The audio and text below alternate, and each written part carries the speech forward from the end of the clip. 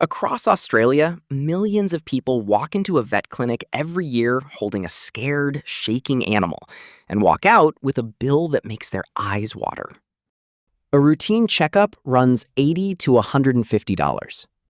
An emergency visit can start at $300 or $400 before anything's even been done. Desexing, dental work, a broken leg, a bout of bloat, thousands of dollars, sometimes in a single afternoon. It looks like pure profit. A small shopfront, a few staff in scrubs, and prices that seem to have nothing to do with the size of the building. But underneath that shopfront is a business that runs more like a compact hospital than a corner store. Equipment worth hundreds of thousands of dollars. Staff who are harder to hire than almost any other profession in the country. And margins that, on paper, look excellent until you understand exactly what's being squeezed to get them. So how does a vet clinic actually make money? Why does a 10-minute consult cost more than a haircut? How much does it really cost to own one of these places? And after wages, equipment, and compliance, how much is actually left over for the person who owns it? Let's find out. On the surface, this looks like one of the best business models in the country. Pet ownership in Australia is near record highs, and unlike a GP visit, there's no Medicare rebate softening the blow.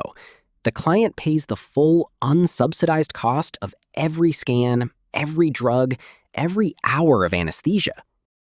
No bulk billing, no waiting list to blame, no government funding to lean on. Just a direct line from client wallet to business revenue. On a national scale, veterinary services now bring in close to $1 billion a year in official industry figures, and that number has been climbing for years. So you've decided to get into vet clinic ownership.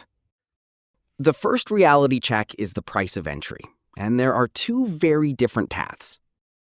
You can build a clinic from the ground up, which typically costs somewhere between $550,000 and over $1 million once you've paid for the fit-out, the digital X-ray, ultrasound, in-house blood analyzers, and all the licensing that comes with running a facility that handles surgery and anesthesia.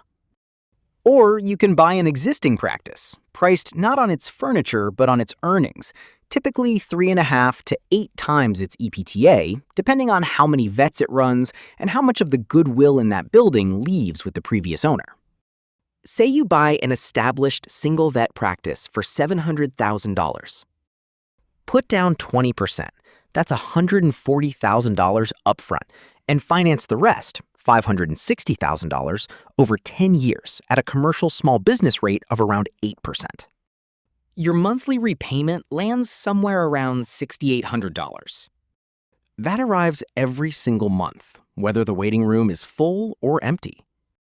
And that's before you've paid a single staff wage or ordered a single vial of vaccine. Then there's the hidden cost buyers underestimate. Equipment doesn't just sit there once it's bought. X-ray machines, anesthetic monitors, and ultrasound units need regular servicing, calibration, and software updates. And when something fails mid-surgery, there's no waiting for a replacement part. Most owners keep a real maintenance and replacement buffer running in the background, separate from day-to-day cash flow. Then comes the regulatory layer, and this is where vet ownership starts to look less like retail and more like running a small hospital. Every practice needs an ABN, is liable for GST once it crosses the turnover threshold, and pays company tax on profits like any other business.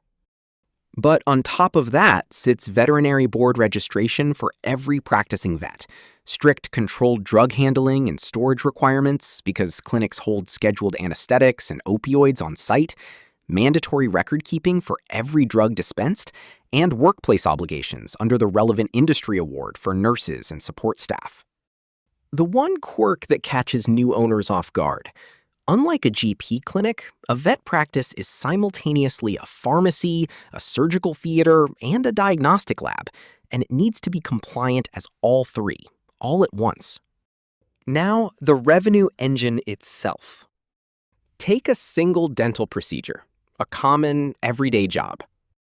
Anesthetic drugs might cost the clinic around $40, monitoring and consumables another $30, and the nurse's time on that job maybe $60 in wage cost.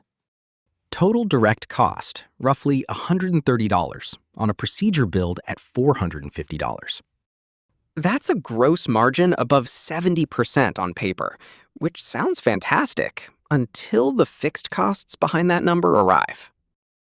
Zoomed out, established Australian practices generate somewhere between $400,000 and $600,000 in revenue per full-time vet, and the industry runs on a metric worth knowing: average transaction value.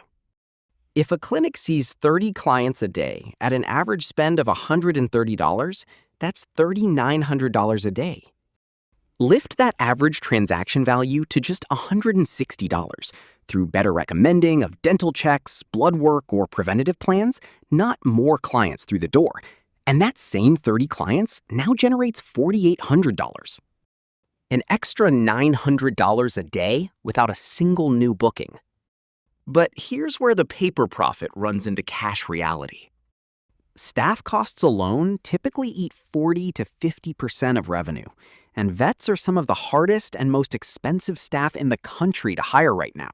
Vacancies are taking over 7 months to fill nationally, and vet salaries have been rising faster than almost any other profession to compete for a shrinking pool of graduates. On top of wages, rent, insurance, drug stock, and loan repayments arrive every single month, regardless of how many pets walk in.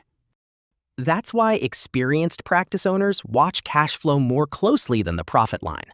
A fully booked week on paper can still leave the bank account thin once wages, drug orders, and the equipment loan have all cleared. Now the payback math. Say your total investment to buy in was $700,000. At a solid 20% net margin on $800,000 in revenue, you're keeping around $160,000 a year, a payback period of roughly 4.5 years. Drop that margin to a more typical 10%, which is common for practices still absorbing rising wage costs, and payback stretches out past 8 years. One bad locum bill, one failed ultrasound machine, or a slow winter, and that timeline moves again. Break even here isn't a fixed date.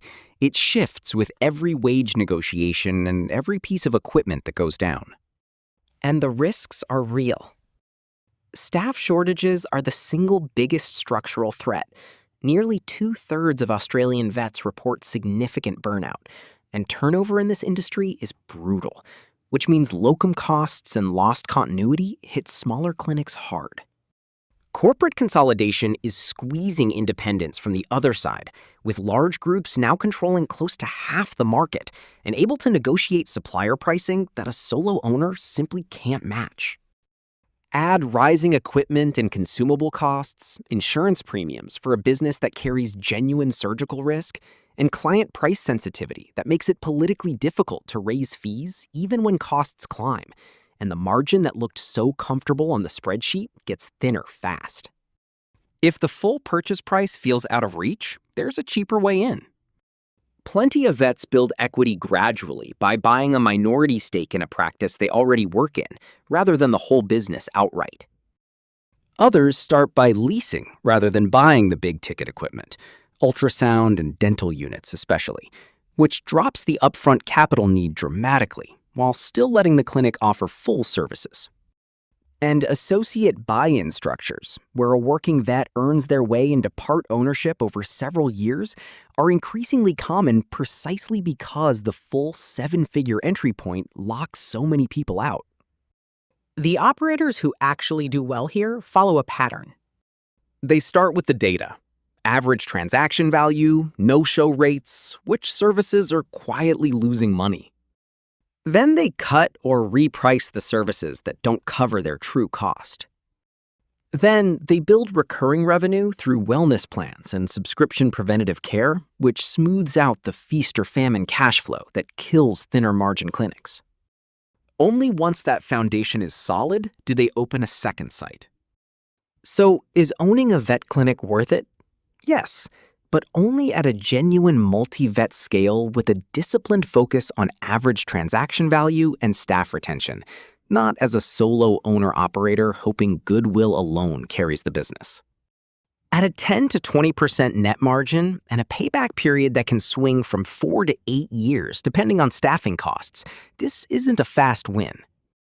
Recurring wellness plans and disciplined pricing reviews are what separate the practices clearing real six-figure owner income from the ones quietly selling out to a consolidator within 5 years. You're not trading a shopfront for a gold mine. You're trading long hours and brutal staffing pressure for one of the few small businesses in the country with no government subsidy competing against it. The ones who make it work aren't the vets with the fanciest equipment. They're the ones who treat the business like a hospital to run, not just a clinic to work in.